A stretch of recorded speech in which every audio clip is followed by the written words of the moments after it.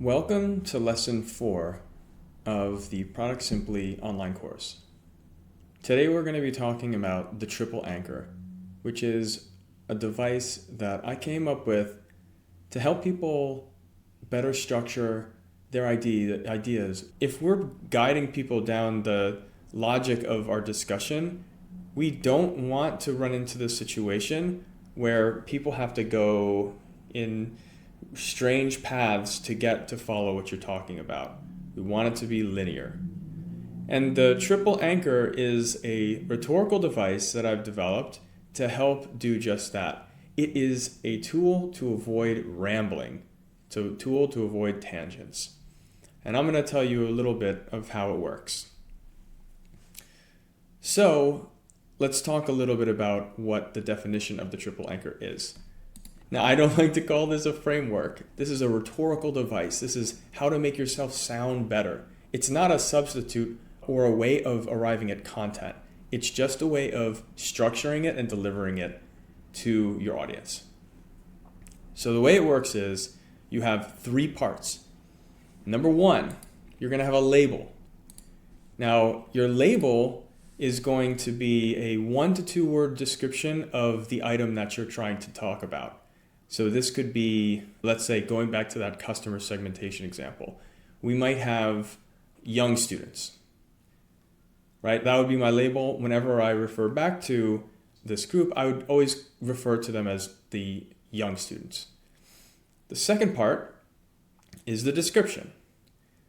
The description is going to be your opportunity to explain what this item in the list is. So in our example, we said we have young students. So we could say young students would be defined as anybody between the ages of roughly 14 to maybe 18. I'm thinking young students are not quite in college yet, but they're still very seriously occupied in the work of being a student, and it's starting to be higher stakes for them.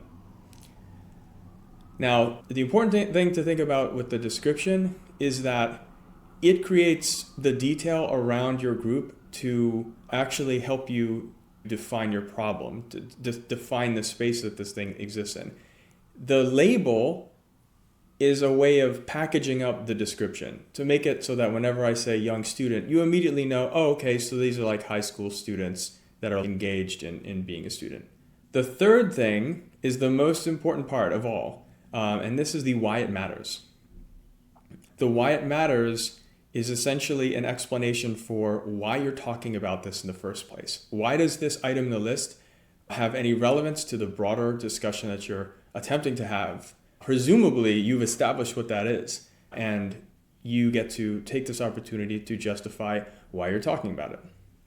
In this example, I might say something like, the reason I think that the young student is a really good group to focus on is that as a younger person, they're more likely to use new technology like the one we're proposing to build.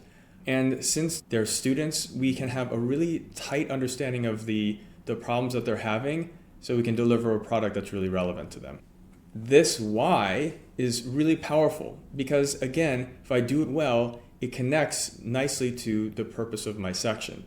So using this why it matters clause to explain why this particular group would be a good one to choose from is really a good option and really ties it all together. Again, we want to get to the point where our path is highly linear, and this pattern helps us do that. So let's review. We've got a label, we've got a description, we've got why it matters. One of the key features of the triple anchor is that it allows us to qualify and choose.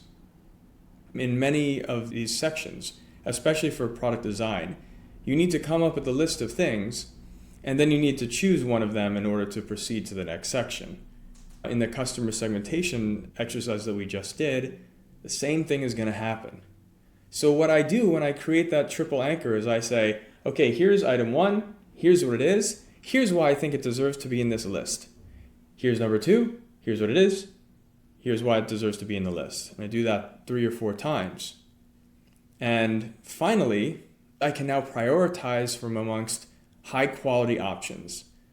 This is a really nice thing to do because otherwise you'd be going into prioritization without any clear sense that you have good alternatives to choose from.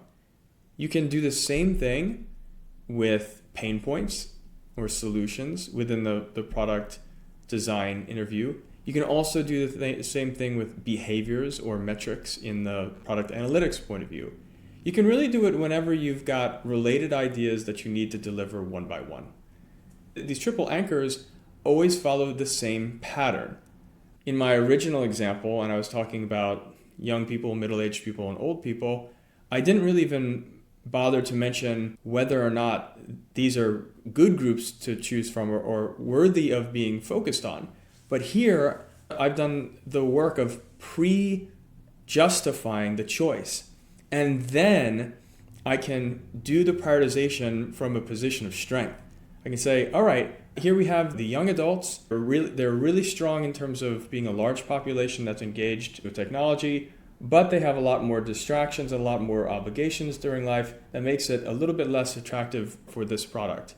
So I can now say, again, this one is less good than this one, right? So qualify and choose says, let's take the time to explain why each of the 3 or 4 options that we want to talk about are good options. And then secondarily, identify which one is best using a more comprehensive set of criteria. So once you've done that, you've got this really useful tool in your toolkit to help improve your rhetoric. I hope you are able to incorporate this. If you have any questions, please feel free to schedule a session with me or even send me an email. You can find my contact info on productsimply.com. Thank you so much. See you in the next lesson.